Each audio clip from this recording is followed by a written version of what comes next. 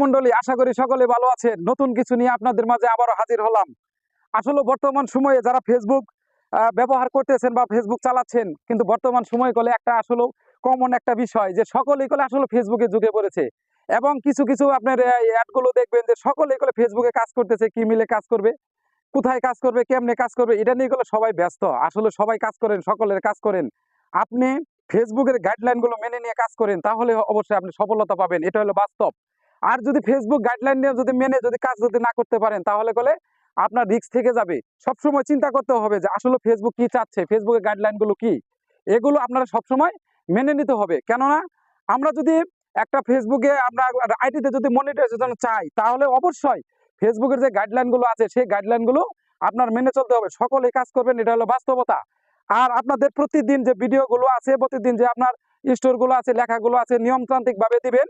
কোনো প্রতারকের পায়ে হাত দিবেন না এবং কোনো প্রতারকের সাথে যোগাযোগ করবেন না। আপনি নিয়মতান্ত্রিক ভাবে যদি কাজ করে যান, তাহলে আপনার কাউকে ধরতে হবে না, অটোমেটিকই ফেসবুক কোম্পানি আপনাদের নজরে পড়বো। আপনার অবশ্যই মনিটাইজেশন হবে। আপনার ভিতরে বিশ্বাস রাখেন আর প্রতিদিন প্রতিনিয়ত যে কাজগুলো আছে সেই কাজগুলো আপনি করে